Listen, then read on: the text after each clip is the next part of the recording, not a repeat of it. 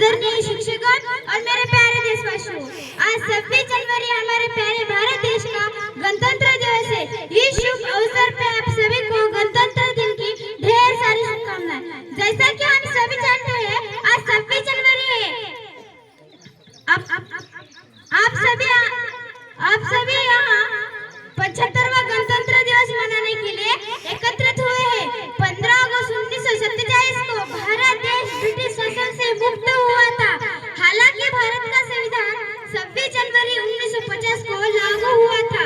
तब से हर साल हम गणतंत्र दिवस मनाते हैं। हमारे देश का संविधान विश्व का सबसे बड़ा लिखित संविधान है। डॉक्टर भीमराव अम्बेडकर जी को हमारे संविधान का जनक माना जाता है। हमारे देश को स्वतंत्र और गणतंत्र बनाने के लिए अनेक स्वतंत्रता सैनिक ने अपने जीवन का बलिदान दिया है। देश इनके समर्पण को कभी नहीं भूल सकता।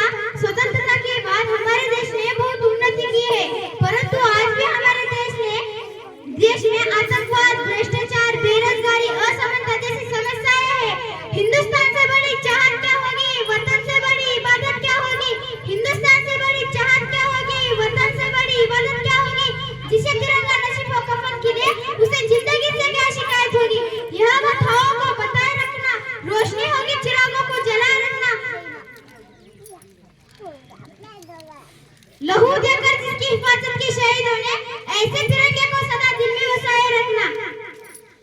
विभिन्न धर्म, जाति, संस्कृति और परंपराओं वाला यह देश अनेकता में एकता की मिसाल कायम रखता है।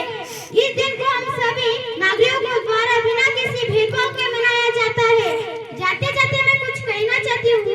अब तो हमारा तिरंगा झंडा भी हमसे ये पूछने लगा है कि क्या बात है भारत, आजकल फहराने से ज्यादा मैं कफन में दफनाने क्यों काम आ रहा हूँ।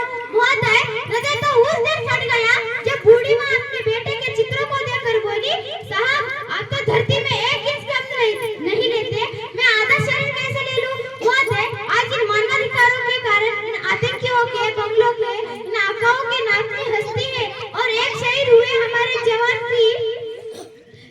के आंगन की तुलसी रोती है। जब एक शहीद हुए हमारे जवान की विधवा की वेदना चीख चीख कर कहती है कि प्यार भी भरपूर गया, मां की सिंदूर गई, नन्हे नन्हियों की लंगोटियां चली गई, छोटी छोटी बेटियों की चोटियां चली गई। आपके लिए तो एक आदमी मरा है साहब, मेरे घर की तो रोटियां चली गई।